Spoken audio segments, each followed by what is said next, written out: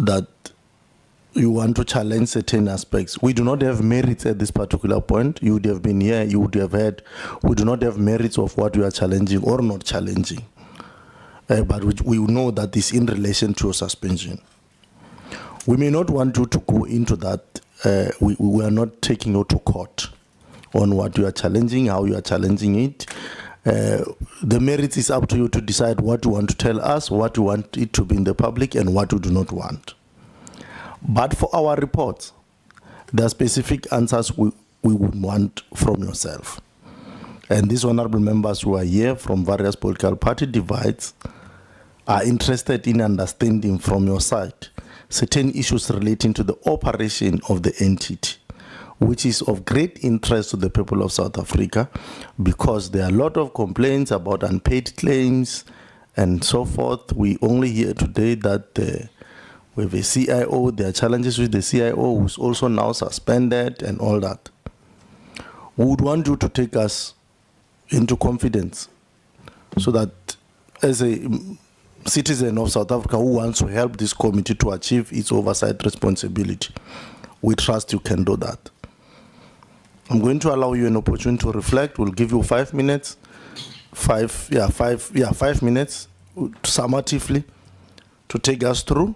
From there, honorable members will be given 3 minutes each to ask you questions, and then you'll answer, then we'll close. I think that will be sufficient. We must appreciate the fact that you came.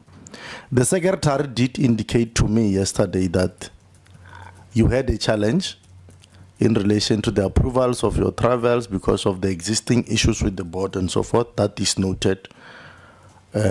We appreciate the fact that you're able to arrive. I'm going to allow you an opportunity, and over to you. No, thanks very much, Chair. Thank you very much to honorable members. I don't take it for granted, the opportunity I get. I must say a lot of South Africans that find themselves in my position never really get the opportunity to air their side of the story, and I think it's important. I don't think that it's only important to me. I think it's important to my family. It's important to my kids. It's important to my father, who is not doing very well. And this thing keeps on happening to me, Chair. I don't know what I've done to South Africa. But I'm going to explain this thing because it is not for the first time, Chair, I appear in front of PCOT. Last time I appeared under the same guise was at Prasa, where I was accused of having paid myself 350%. And it was shocking that someone can say it's the first time in the history and all that, because that's not true. But I think what becomes important, Chair, I think one is that I'm being muzzled, and you'd see it with the continuous decisions that are taken. I'm being muzzled because I'm vocal about a couple of matters. But let's start firstly here, Chair. I came here with the money of my children. Yeah. I have booked myself in because apparently I can't fly. I don't know whether I'm fired or not. To come to honor an invitation by PCOT. You would recall, Chair, that I am on suspension because apparently I refused to come to Scopa. Now, I don't know whether I was supposed to not come also to PCOT when PCOT invites me. I've returned to the Chair, and I think I've given to the Secretariat of your committee the response I got that I must not be here. In fact, I might just be charged again for insubordination because one of the conditions is that I must be in Gauteng.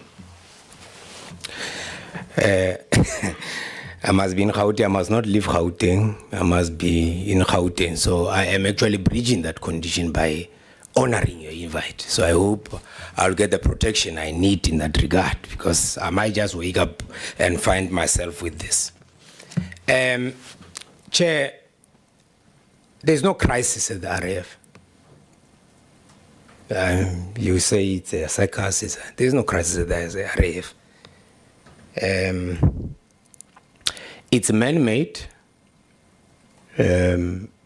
It starts because of my appointment, and I'm going to give you a sense of what's happening. And I'm going to show you that we have achieved what we have achieved in spite of the lack of support from the executive authority or the department. Let me just say the department because I think it's in the main. And I hasten to add this because when you say these things, people make it personal. The reality is this, and I think much as the deputy minister was allowed to say things, I'm sure I'm allowed to say this thing, Chair, that the deputy minister has taken off from his time at Scopa to continue with, I don't think it's even personal, it's a thing he has against the RAF. And I'm gonna show you through this process. So we have a draft amendment bill. It is in the department, it has not moved. I think since 2022. We've got a funeral benefits cap memo that we wanted to get in terms of section, I think it's 11 of the RAF Act. The board is allowed to advise the minister on matters concerning regulations. It's there in terms of the act. I think I must just give you the provision. I think it's 11.4. I'll be correct, Chair. 11.1a, Roman figure 5, which says the board shall, subject to the powers of the minister, exercise overall authority over the financial position, operation, and management of the fund, and may inter alia, A, make recommendation to the minister in respect of, it says, any regulation to be made under this act. So we do that.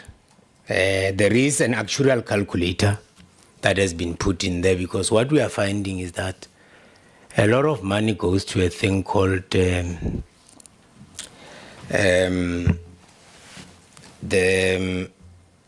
general damages. We don't know what that is.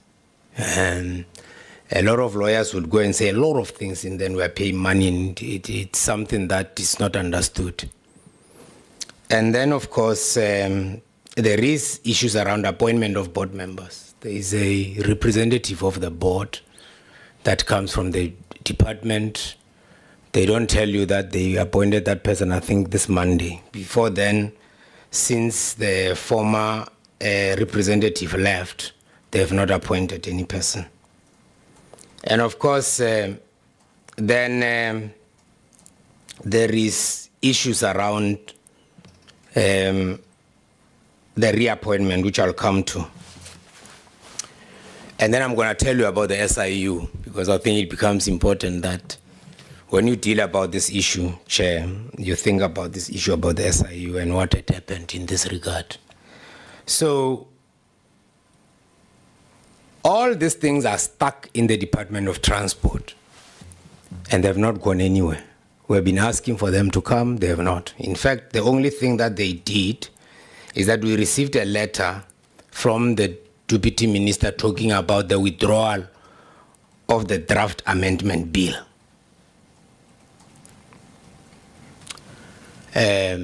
Those that pride themselves with stopping this had told us that this thing will be withdrawn. And indeed it was withdrawn. Replaced with what? The so-called RAPS bill, which failed in Parliament. But we have never got anything like a gazette that says it was withdrawn. It's a letter like that. And when we asked, we were told we'll have a meeting. Then, of course, the next part is you then have you'd have received our strategic plan of 2025-2030. And I want to invite you to read page 2 there of what the minister says. The minister says we'll continue with the draft amendment bill. Remember, we were told it was withdrawn, but the minister says we'll continue with it. And I think The DM keeps on calling, going back and saying, well, there is the RAPS bill. What is happening here? At the center of this is the soul of the RAF that needs to be captured by certain individuals. And it has taken some form. And you see this board going all over. And Chair, it's because they are scared. They are fearful. They've been threatened. They are acting out of character simply because they've been threatened. So they've been divided. Because they have held the fort. 84.5% performance in an organization where you don't get a cent. Okay? Go to SAA. They received money. Go to Transnet. They received money. Go to PRASA. They received money. Go to South African Post Office. They received money for their turnaround. The turnaround of RAF has never got a single cent. And that's a fact. So, that's a fact. So, what do they then do? Then, there are those that we found in the RAF. People that used to get 1.2 billion a year. In fact, at the time, when we started this work, Michael Brolio said to me, the lowest amount I got was only 65 million a month. He used to get, Adams and Adams used to get 100 million a month. Those were called fixed allocations. How did they happen, Chair? There was an agreement with certain law firms. Big as they are, and people are going to say I'm making it about black and white. Check them. If they are white or black, go and check them, the top 20. They used to get 1.2 billion each and every year at the top, which is Adams and Adams, Hartnell and Associates, De Broglie and all the others. What did they do? They used to take that money, allocate it to their clients. We changed that. We said the oldest debt first. It doesn't matter whether you come from Akaklangu Incorporated at the corner, but the oldest debt first. At the time, which is going to explain the issue of Mr. Mudiba, you'll see it. At the time, those law firms in the top 20 had probably 30 days. There were law firms that were sitting with 1,800 days of debt. So we came as finance people, we said we must stratify this debt. And I think Mr. Mudiba was at the center of it, to stratify the debt. What did it do? We stopped payment to the ones that were 30 days, and we were saying all of them must come closer, and then we agreed on 180 days. We went to court, we asked for 45A to support that, to suspend certain court orders until 180 days. Hell broke loose. Because suddenly, these law firms that used to make a lot of money out of RAF did not make it. And we got on. As we get on, people just put the pressure, they piled the pressure, they piled the pressure.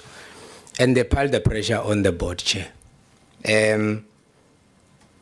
It's painful to watch this board made up of seasoned professionals. The chairperson of the audit committee is an actuary. Okay? There are doctors in here. They are serious people. So,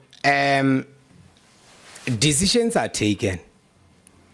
So, when did this sudden disconnect happen?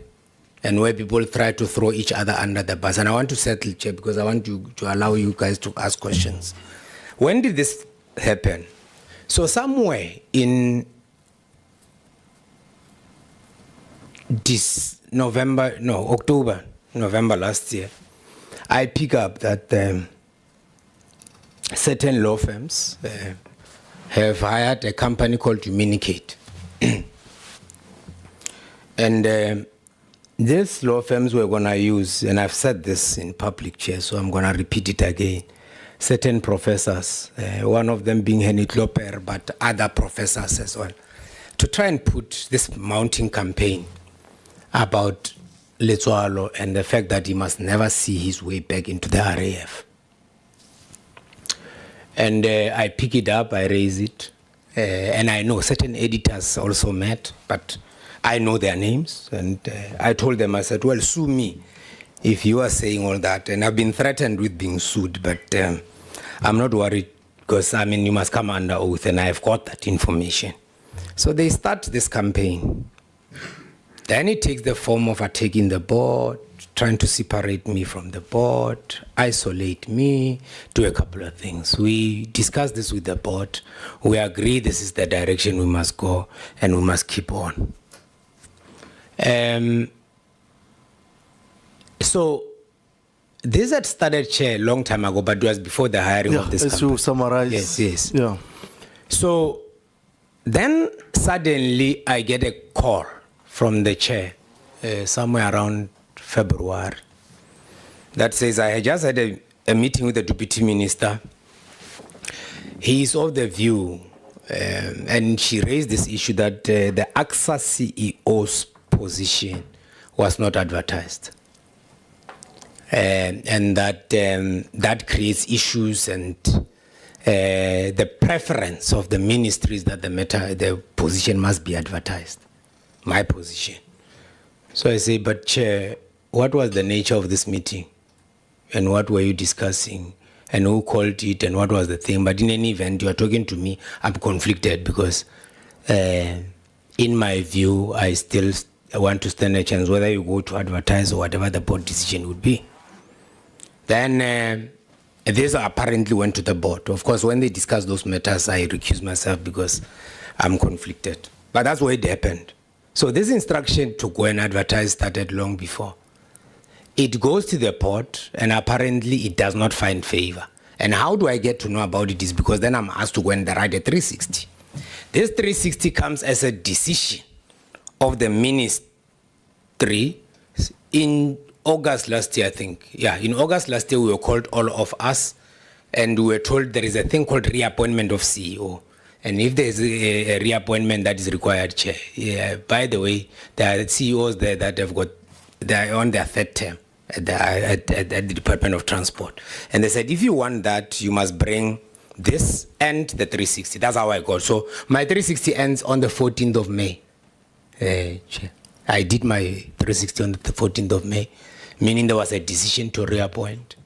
So then what also happens in this space is that we are now pushed at Scopa. This thing, come. And there's an SIU thing. So we receive a letter. It's a strange letter that says there is some sort of interference, but it comes from the minister. There is some sort of interference. Please warn executives if they are. We say, "Lo, what is this now?" But it came after the meeting of the 25th of April, where I think it's in this very room where Scopa was, or whether it was online, but it was where the SIU had been saying things, disparaging things. And I had been engaging them, by the way, and that they are not allowed, they are not working according to this, and then this is what happens. But Chair, they must tell you that yesterday, the DM said to them, there shall never be any letter that comes here that talks about reappointment. He instructed the board. And yesterday they went and discussed also about the fact that they made a mistake by not adding this thing of the SIU in my letter. But they're saying this in front of executives. Of course they were going to tell me. So they are aware of this thing. So the pressure is coming from the ministry, Chair, led by the deputy minister. There's no question about it. He can say that. I'll tell him the number of letters. Every other week we receive a letter at the RAF. We must respond to it. You must ask them the number of special meetings they had to hold because they've taken a decision. Somehow it went out of the board and the DM is aware of it. Then suddenly a letter comes that says, why are you deciding this? Why are you deciding that? So, Chair, is it true that there is interference at the RAF? So this thing is trying to create a whirlwind where this thing must just be seen as this mini mess. There is no state entity or any entity, Chair, that can perform consistently at the rate average 85% over 5 years that is in this mess. So there's no mess here. The the difficulty, Chair, of the other members is that they can't raise their hands. They can't say it. I thought today they will be given an opportunity, Chair. They must tell you what's happening in there. I'm happy that you'll go and to get the letter that comes from the audit committee. I'm sure it will raise issues. Lastly, Chair, there are just lies that have been told. It's not misrepresentation. So, one is that you are told I received my letter before they came here on the 3rd. No. I received my Let's not say lies. Let's say misleading information for our sake. Okay, Chair. Yeah, for the sake of our record. It's fine, Chair. Can I be allowed to use a fib? Is it a fib? No, just use misleading information. Okay. So, there's disinformation, misinformation, and all that. My letter I received on the 25th. 25 past 9. I was watching. As my suspension was there, everyone in South Africa was seeing it. My children are seeing it for the first time. I've not even spoken to them. There it is. My wife sees this. She calls me. What's going on? I'm like, love, I don't know. All right? The suspension of Mr. Modiba, the very same thing, Chair. All right? But, Chair, I want to touch on one aspect. I'm going to deal with that. But, yeah, as I conclude, because then there is a story about the 27th, the 28th. No, I was coming here. In fact, I can give you tapes of what the chair says. Apparently, this thing was about to be compassionate leave. She was supposed to talk to me as the chairperson, and suddenly this is a decision that is taken to place me on special leave. That was not a board decision, Chair. I can assure you. So now, every time these other board members raise issues, they are then muzzled. So I come here, I fly on the 27th at night. They know that I'm flying at a 9 o'clock flight. Then at 10 to 11 at night is then that I receive my... No one even says, check your email, nothing. As I'm preparing to come to Scopa at around 7, I wake up, I check. Oh, I see this thing. It's even telling me who's going to act on my behalf. Of course, I call the part 2 and I say, part 2 take over, and he's resisting. No, I can't go there without you. No, go, man. It's fine. Because the aim was that if I come here, then I'll be insubordinating. If I came here, Chair, I would be insubordinating the letter that placed me on an unlawful special leave. Okay, so I decided to stay in the hotel. I watched this whole drama at the hotel. I had the chair sitting here adding reasons for my special leave, which were not even in the letter. But then, fast track, the next day, Chair, they were, as I conclude, they were at all these things they are doing now, suspending this person, doing this, and ultimately they want to remove part 2 as well. The aim was, they went there, the REMCO chairperson, the deputy chair and the chair went into RAF offices. Fortunately for us, someone was sitting next door and listened to everything they were saying. It was to suspend me, suspend Sefutle, suspend Mambi, Kumalo, remove Mpomanyasha back to her position, put part 2 is malleable, they can do whatever they want to control him, and then appoint certain people. In that meeting, they were calling people that were below us. Come here, tell us about this. We want to appoint you in that position and all that. That's what they will be doing the next day after the 28th. I wrote them a letter on the 30th because they had said that my special conditions were going to be discussed by the 30th, and they didn't. And they did not bring it to the attention of the board. Notwithstanding the fact that they had told me. When I realized it, that Saturday on the 31st, I sent them a letter. And in it, they were saying a lot of other things. You'll see it in my papers, Chair. It's attached there. But, Chair, I'm sitting here. The chair has arrived here with her bodyguards. They've taken away my security. I flew alone. There were people that tried to kill me twice, and they know it. And that's why I've got security. Today, I'm for the taking, Chair. And they made sure. And for me, Chair, let me say this as I conclude. Yeah, conclude. I'm prepared to die, Chair. for the truth. I am prepared to die for taking on the likes of Discovery, the likes of Bonitas, the likes of Gertnel and Associate, the likes of any other person in the interest of South Africans. This 50 billion that we talk about was going into those hands. Today it's sitting in the hands of South Africans, and I'm proud of it. Anything that happens to me, Chair, I'm not a coward. I have never been brought up like that. And for me, it's fine. Thank you. Thanks, Chair. Thank you very much.